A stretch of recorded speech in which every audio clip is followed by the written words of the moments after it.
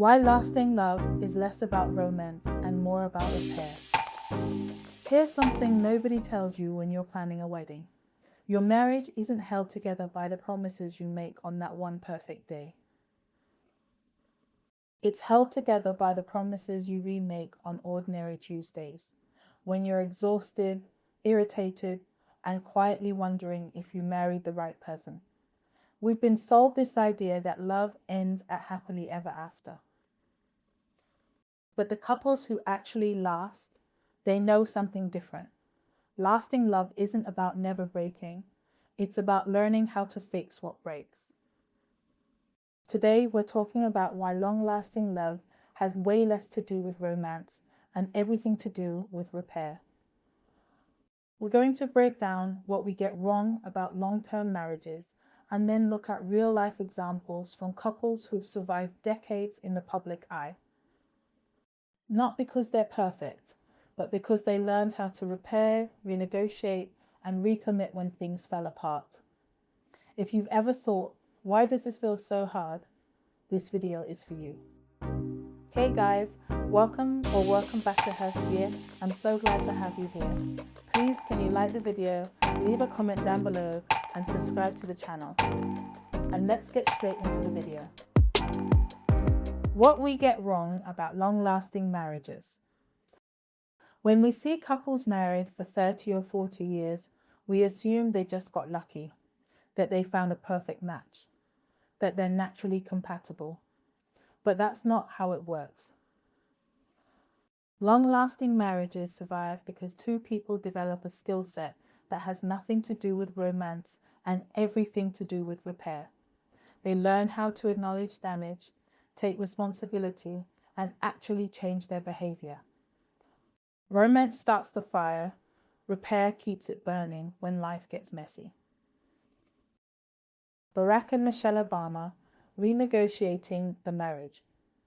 Michelle Obama once admitted there was a 10-year period when she couldn't stand her husband. Not a rough patch, a decade. Barack was chasing political ambitions. Michelle was home with young children, a stalled career, and growing resentment. Repair didn't look romantic, it looked like marriage counseling, redefining roles, and Michelle stopping the expectation that Barack would make her happy. She built her own life, and Barack had to accept that she wouldn't shrink herself to fit his ambitions. The lesson from the Obamas.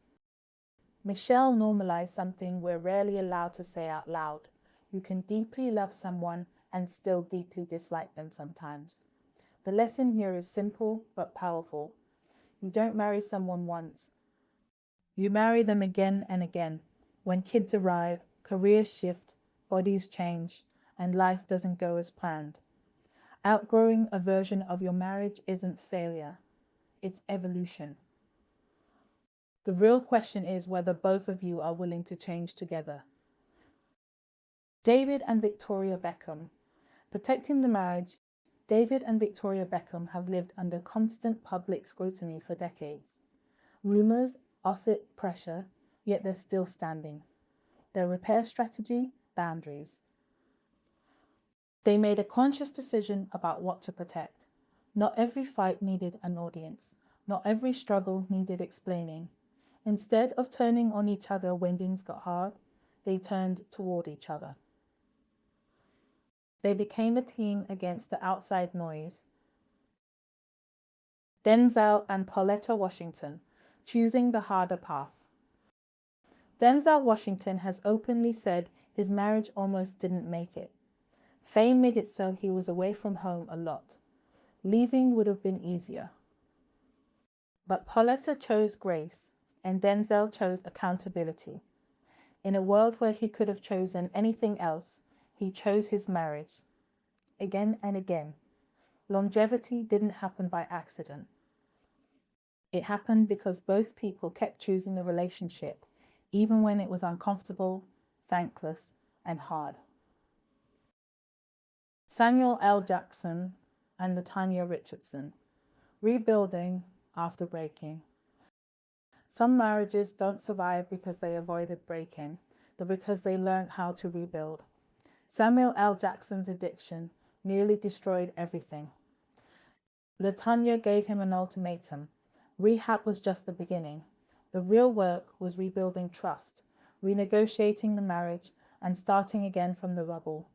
Forgiveness wasn't automatic, it was earned, slowly, deliberately. The rebuilt marriage wasn't the same, but it was stronger. The common thread: repair is a skill. All these couples share one truth: they stopped expecting love to feel good all the time. Repair is a skill. It looks like acknowledging hurt without defending yourself. Taking responsibility, even if it's only 20% your fault. Changing behavior, not just apologizing. Being vulnerable, and actively choosing your partner again. This isn't romantic, but it's what keeps people married for decades. Final thoughts. Romance gets you to the altar. Repair keeps you married. Your relationship doesn't need to be perfect. It needs two people willing to fix what breaks. So ask yourself, what part of your relationship needs repair right now? And how will you start that conversation today?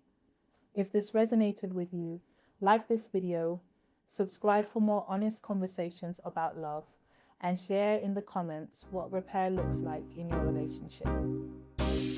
To learn more about this topic, check out the description box below. Thank you so much for watching, and I will see you in the next video.